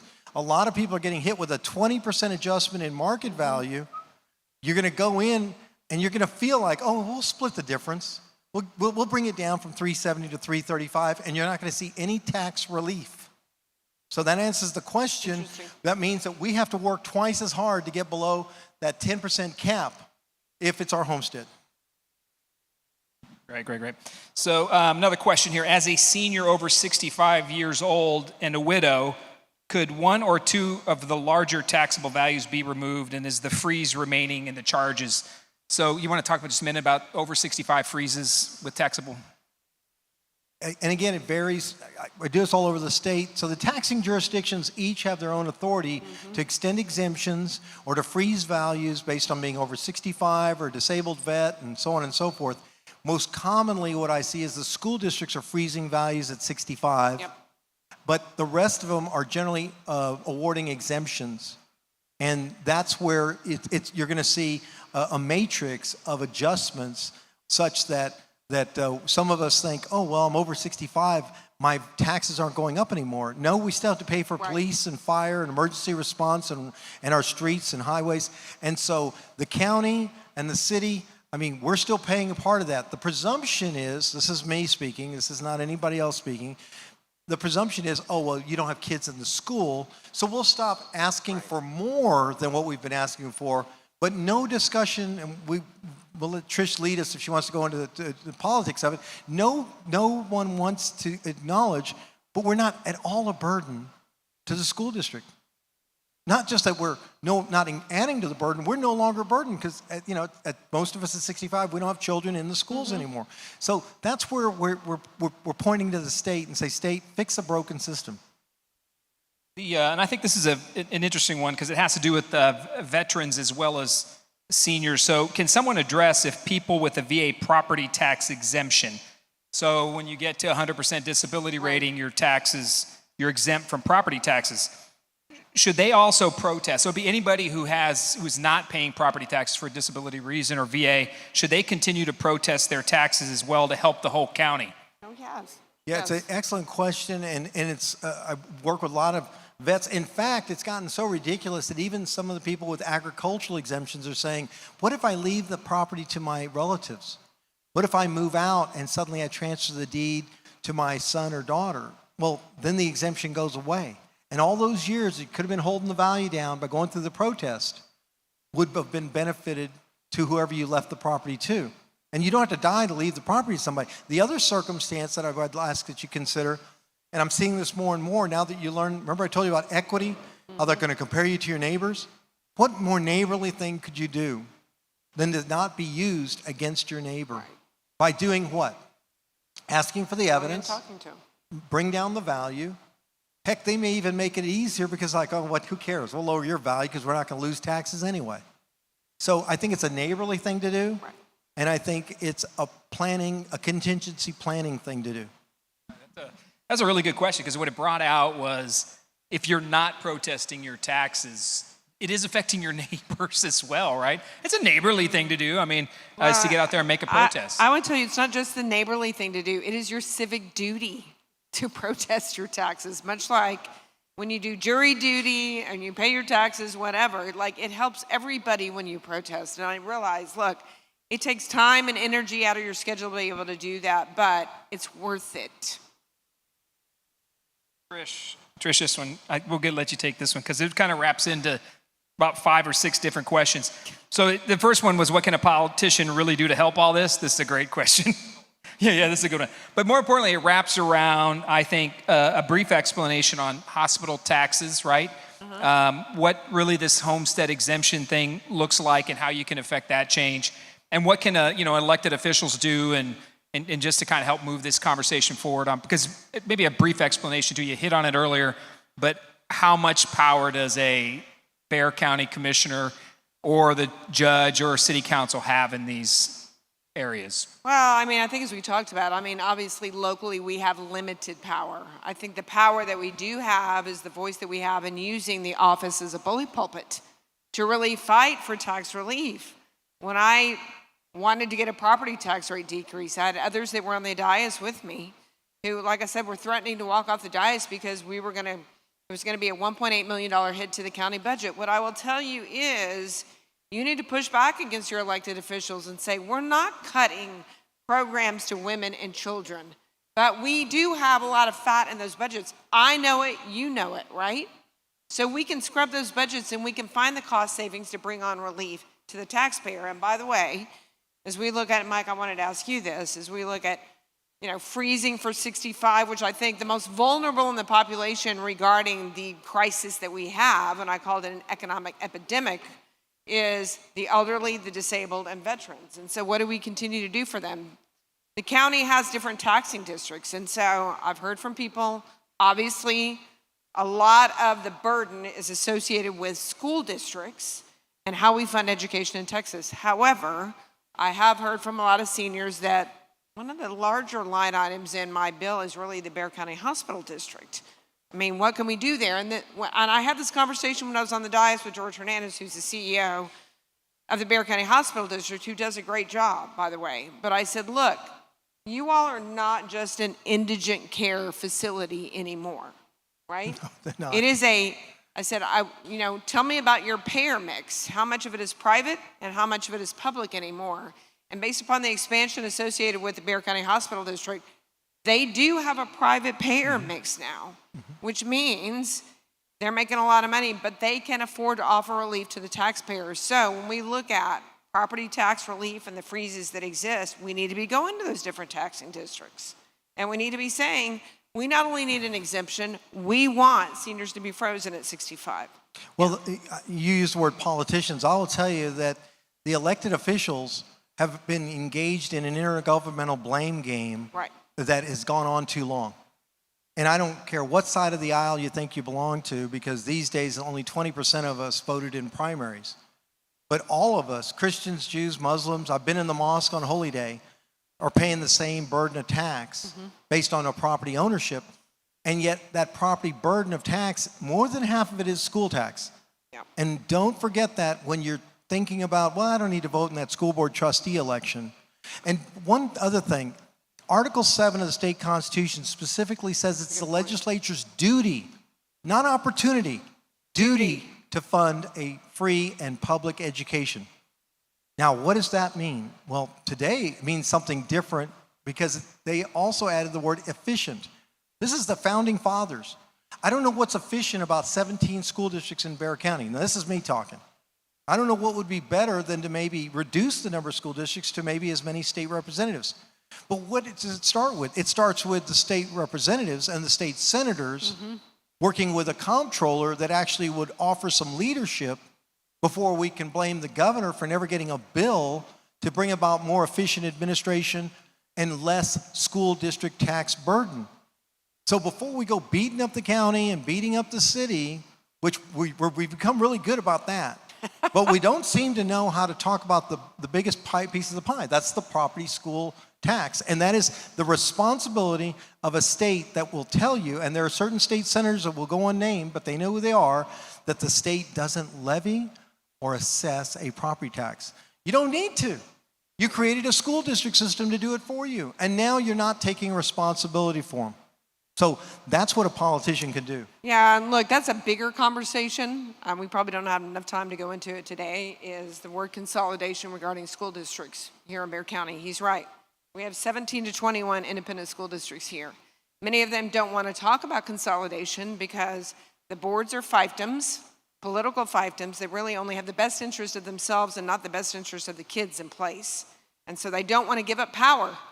They don't want to give up power to consolidation, but it is a larger conversation that we need to have here, not just for education reasons and how we do things better regarding education, but the impact that it has on property taxes. Well, in the administration, Absolutely. We're talking about realigning the school district. We're talking about the efficiency of administration. We're not talking about taking teachers and giving them less salaries. We're not talking about doing less for the students. Right. I'm a poster boy for education. I wouldn't be here if it wasn't for my educators when my father died, leaving my mother with a family of 7. So I'm all for teachers. I'm all for education. I just don't think we need over 1,000 school districts in the state to administer what only 150 state representatives want to tell us how to spend. Right. Good point. And I think, and there's a couple more questions, and we're getting near the end here, but I think it does matter. And you hit on this in your presentation, which I thought was very good. I mean, you take a servant mentality approach to the Bexar County Appraisal District. They have a job to do. Yes. You have a job to do, and it speaks volumes. I mean, when you're an elected official, I've been on the city council, it's fun to poke at the Bexar County Appraisal District because frankly, those bills come and it affects people's lives, right? Like just a few dollars difference in people's taxable base like that takes a few bucks out of their pocketbook, which means they cannot make a bill. They cannot pay for their medicine every month. There's the gas to get to work. Dollars matter. Every dollar counts. So I really like, and I want to make sure we highlight that point. Who's actually responsible for these things, I think is a very important conversation. The San Antonio City Council and the mayor and the commissioner's court do not have this direct authority to dictate appraisal values. And I watch Facebook all the time. I'm on there talking to people, conversing, putting out political issues, just having good conversation. And some people just believe in their heart that the Bexar County Appraisal District, the board themselves, control the appraisals. They have nothing to do with it. You can't blame them. Where the politician owns the conversation, to wrap that question up, is they can lower taxes, they can tighten the belt, they can be fiscally responsible in their spending. They can increase homestead exemptions. Talk to your city council member. What we are going to see coming into city council over the next month or two as they go into the budget cycle, we're going to watch them try to increase the homestead exemption because of the skyrocketing property valuations. So they can go up to 20% on the homestead exemption. Now, the city is not the bulk of the property taxes. It's the school district. Right. So I'm going to ask one more question, and then we'll just take a couple from here, and then. But I think we just kind of encapsulate 4 or 5 of them. It's around what happens when you do something to your home, and how does the appraisal district, right, with improvements. One is if your house burns down and it's gone, how are you taxed? But how does the Bexar County Appraisal District actually find out that information? You know, do they have access to sales information? Are they looking at Zillow? Somebody asked that. Does an adjuster or a home improvement specialist have to report improvements? That kind of conversation. What's your advice and take on that? Well, first of all, the access to the multiple listing service is supposed to be prohibited because they're not members of the multiple listing service. And in the state of Texas, we don't have full disclosure. So more and more people are going to not disclosing what they sold their homes for, which is why sometimes you can find a sale that helps your own cause. But as to the appraisal district and your question about, well, where did they get their information? They're there to learn. They may not have access in some cases to the best sales. And as to improvements, sometimes we make improvements and we don't pull permits. Sometimes we pull permits and we never finish the job. So to suggest that they see that your plumber pulled a permit or somebody pulled a permit doesn't mean that they finished it, doesn't mean that they did it to the quality in which they bid it, doesn't mean that you don't have more problems because of it.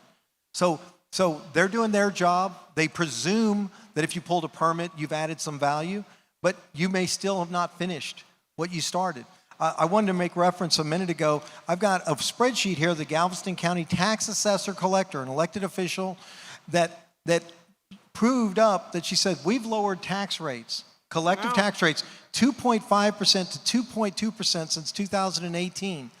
And she used to use the word, but because of the appraisal creep. Yes. I call it the appraisal leap this year, right? This is like leap year. Instead of appraisal creep, it's leap. Because of appraisal creep or leap, even if we had had a 3% cap, which we did not, her taxes would still have gone up. Right. This is an elected official in Friendswood, and she did the math, and she went with me to the Appropriations Committee hearing, and we're having to educate those legislators who have left us with SB 2 and HB 3, and they're going to tell you that we gave you relief. But when I'm sitting as close as Trish and I are to that tax collector, and she's testifying about her own house, and she says that the county judge, if you will, and the city council, if you will, lowered the rates from 2.5 to 2.2 over 5 years, and her taxes still went up. Yep. Whose fault is it? It starts with the state. It's the states that has used the comptroller's office to issue property value studies to make sure that the school burden of taxes locally goes up, because then it reduces the burden of the state. You see how the game works? It's like solving the Da Vinci Code. And that's what's going on, and that's what we need to be mindful of when we think of our state leaders versus beating up our local ones. Yes, sir. You just scratching your face?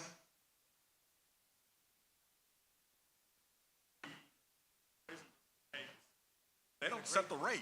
I mean, exactly. I never see anybody in city council saying, hey, the property values are going up so high, maybe we ought to cut back from, 56 cents per 100 valuation or whatever. I mean, I never see them talking about cutting back the rates. But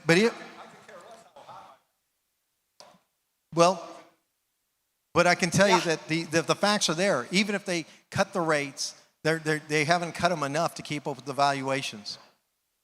Well, that comes back to the political discussion, and it's a great question. It's who you elect, and what their values are, and how they spend your taxable resources.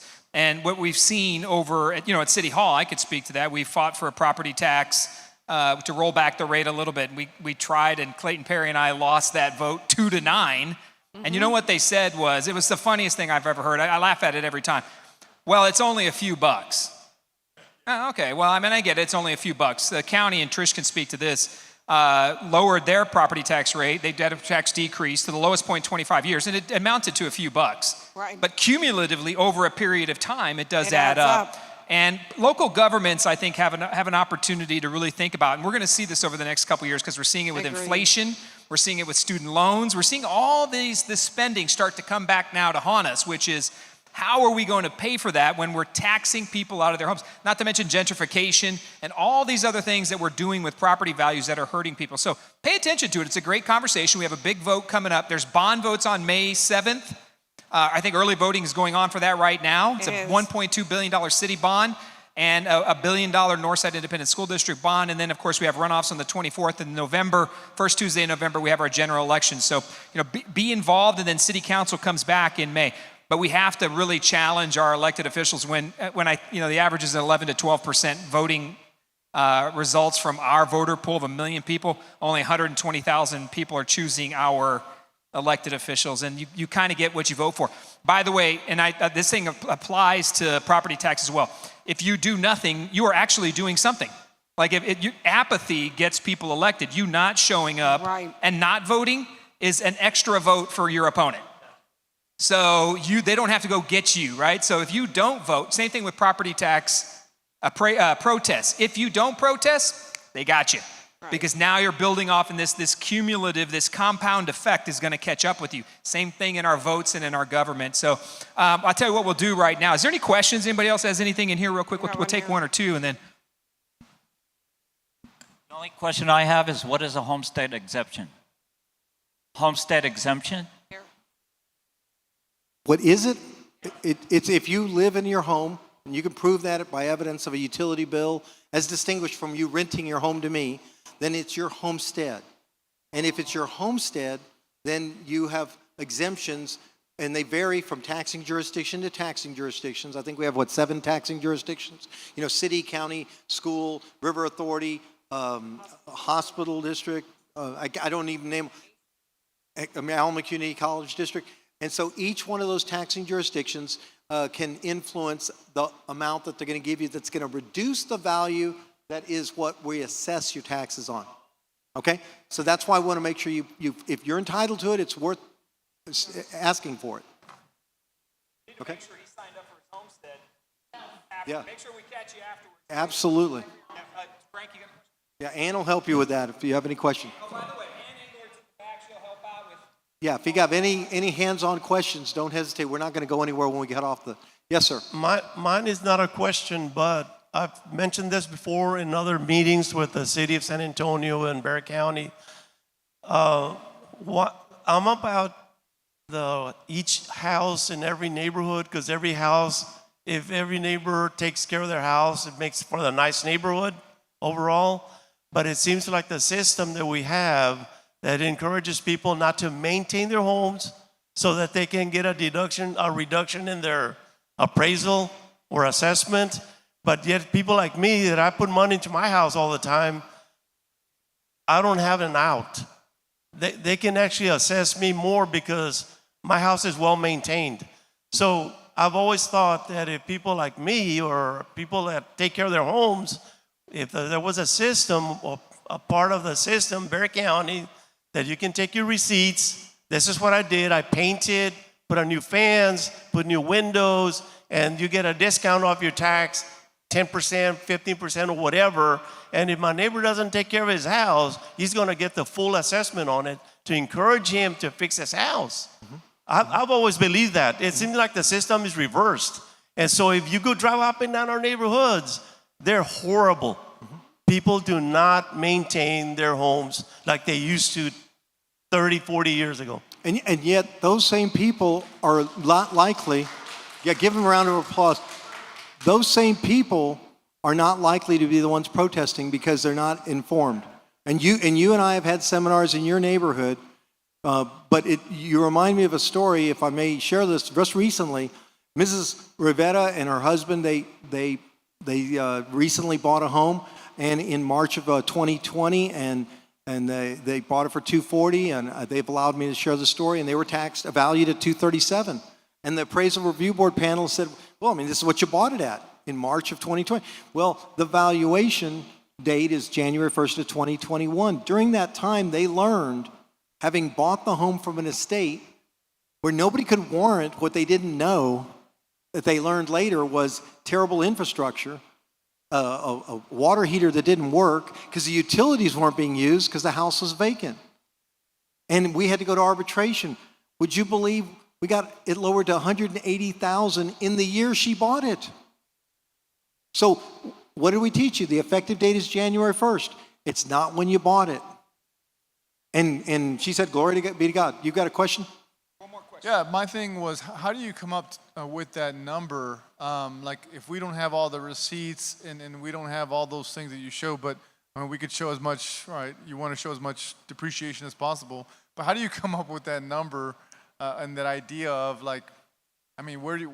Ann Engler could probably teach you a thing or two, and she's right there. But even if you can't get contractors to come to your home to give you estimates, you can do it online. Believe it or not, the Home Depots and the Lowe's would enable you, if you type in the information, so many square feet or so many size your countertops, and you feel like you need to go from the inferior countertops of 20 years ago to another, you can get bids online without anybody even coming to your home.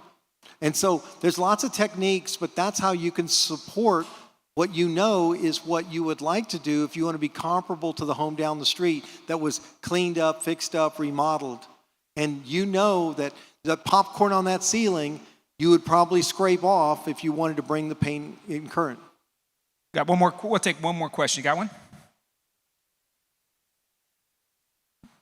Would part of the evidence that the state is going to, or the city or whoever is going to provide to you, is that going to include the comps that they used for that, or is that at the hearing itself? I'm having trouble. What was this question, Greg?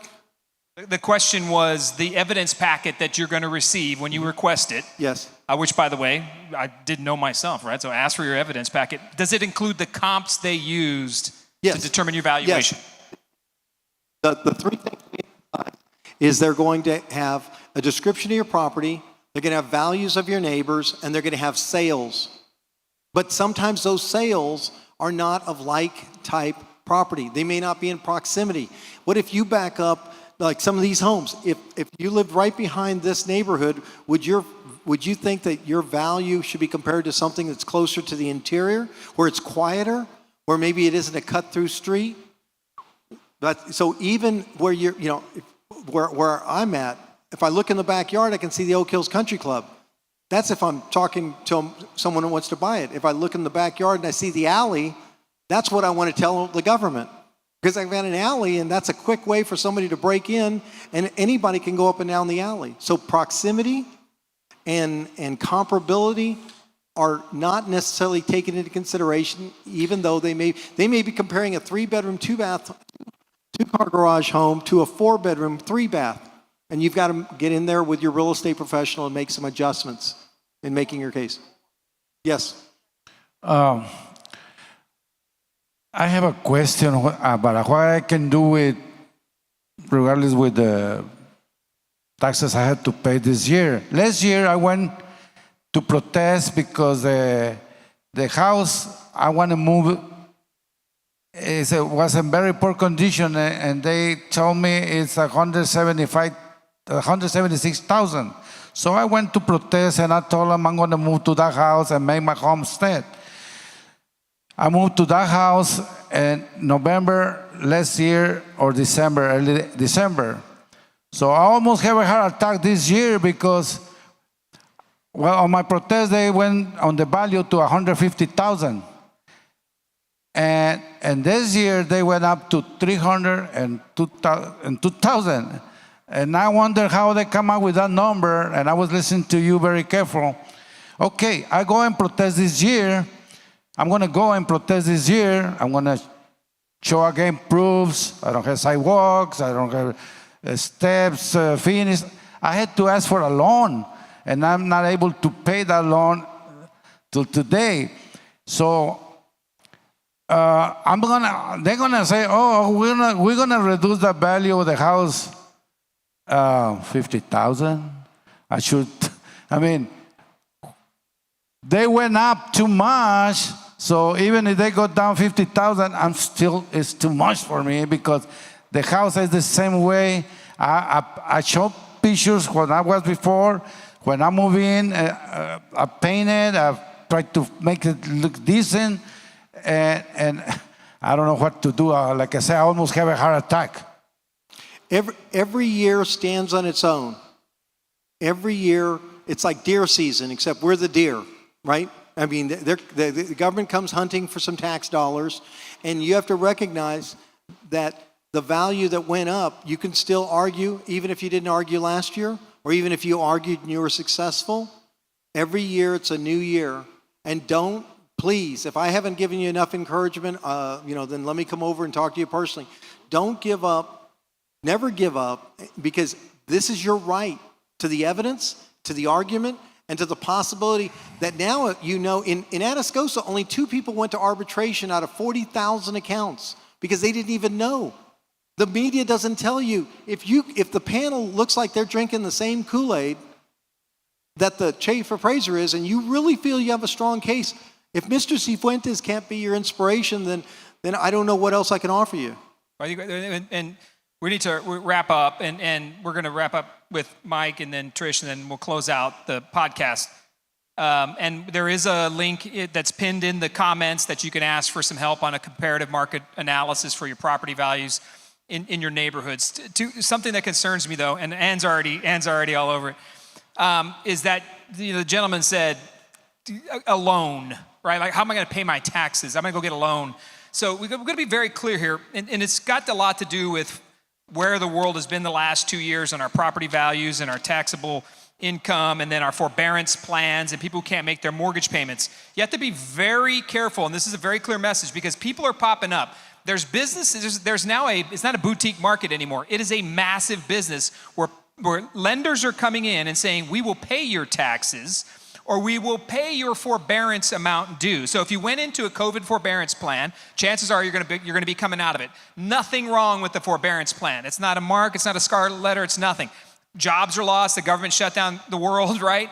So people couldn't pay their mortgages, and forbearance became a delay in your mortgage payments. Now those are back due. You can actually add them to your mortgage. You do not have to pay everything you owe in a forbearance plan. But there are businesses that are taking and saying, hey, we will pay your taxes for you and then give you a loan over a specific period of time so you can pay us back. So what are you doing then? You're paying your taxes and your regular mortgage, your principal, interest, and taxes and insurance payment, and then you're paying another loan to pay your back taxes that are due.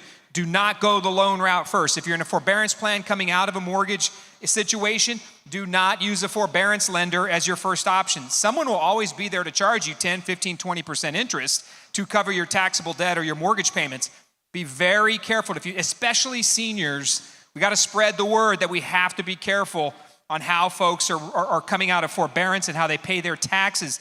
This will freak people out, and they'll think I have to therefore find a loan or other resources to pay this tax. So let's keep an eye out for our seniors and other folks like that. But I guess we're going to close this up. So can I just add to that? Yeah, I agree with you. If you can avoid a property tax loan, for all purposes, do it. But don't to the point that you are at the courthouse steps. Oh, yeah, yes. And you know a relative or a friend, and they're like, I couldn't pay the tax, I couldn't pay the taxes. And then next thing I know, I was getting a threat of foreclosure. That loan, the reason that loan will be made lickety-split faster than you could get a credit card is because that means that lender steps into the shoes of the government. They know that they're in the first lien position. They stand before the mortgage person. So if Trish had loaned me $200,000 to buy my home, and I paid her down to $100,000, and now my home's worth $300,000, but I've let $30,000 of property taxes accrue, I can call this Greg, the property tax lender, and Greg now, his loan stands in front of Trish, the first lien purchase money mortgage. So it is a tool in desperate situations that would help you sustain holding off the foreclosure. But it is not the first. I agree with you. It's not the first line of defense. And I've heard that a few times out in the community, and different people will call me, and because I've been in the mortgage business a long time, and they'll say, hey man, what about doing this? I'm like, well, let's see what we can do now with protests and all these other things. So it's not the first line of defense by any means, and be very careful. And really, it's about information, which is what tonight's about, and an opportunity for us to put good stuff in. So here's what we're gonna do. We're gonna go, Mike, wrap up your final 1 minute thought. Then we'll go to Trish, and she'll give us a couple thoughts on what's happening going forward in taxation in the community, and then we'll wrap up the podcast. Mike, it's yours to finish up what you got. I'll just tell you that everybody that's listening, and it's a large audience, and it's consistent with the audiences from people that don't even know me, just inviting me to talk about this. In Wilson County, April 24th, 300 people showed up in less than a week's notice in person. This is when COVID, we had most of us still wearing masks and not sitting next to each other. And lives to 9. As a consequence, the following Sunday, they had me come back for another 300 people. We increased the number of protests from 2,500 to 7,500. I will tell you, truly reforming the system is going to require great resolve of the people. I mean, all of us are going to have to come together to say we want a different system and we don't want to be taxed out of our homes. I've heard Lieutenant Governor Dan Patrick speak to all the realtors, and he says, I want your values to go up. I just don't want you to be taxed every year along the way. I've heard the governor talk about the Texas Taxpayer Bill of Rights, but I don't see the relief in the audiences that I speak to. I see desperation. I see anxiety. And I know that now is the time, if there ever was a time, that we don't have to talk about Democrats and Republicans.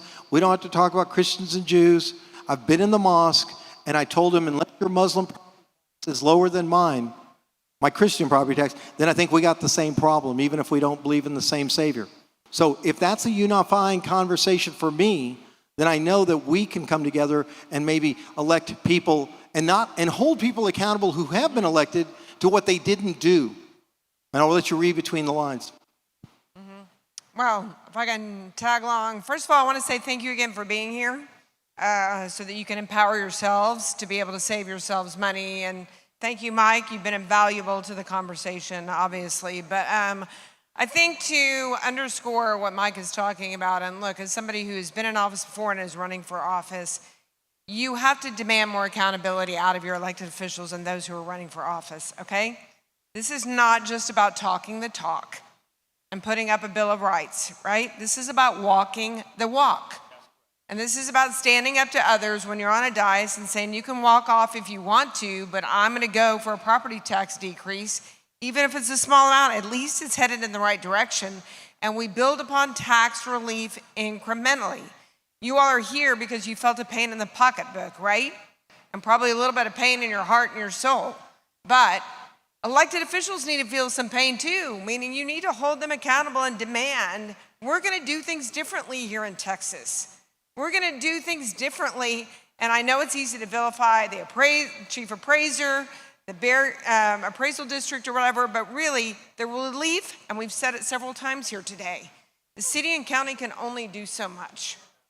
It is at the state level that when we go and say, or I go and say, hopefully when I'm elected Bexar County judge, we're gonna have a special session on appraisal reform because we're gonna do something meaningful for the people in this state, and we still live in the greatest state in the union.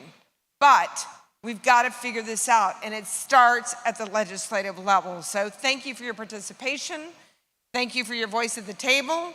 And I can't wait to see what kind of results you guys get when you go to the appraisal district. So thank you for being here tonight. That is that. We want to thank Align Mortgage of Texas, as always, for the use of the venue and the opportunity to bring this information to you. Thank you, Chris, Tony, and Cody for giving us the space and the opportunity. Saulo Rodriguez, woohoo! Mike Berlanga, Ann Englert, and of course, the next Bexar County Judge, Trish DeBerry. We are thankful for your presence and sponsorship of this event. We will see you on the next podcast. Maybe we'll talk a little bit of crime or something else that's happening in this community. Lots of opportunities. San Antonio's on the rise, but we all got to do better. Get out and vote. May 7th is the bond election. May 24th runoff. We'll see you soon. The broadcast is officially out. Bye.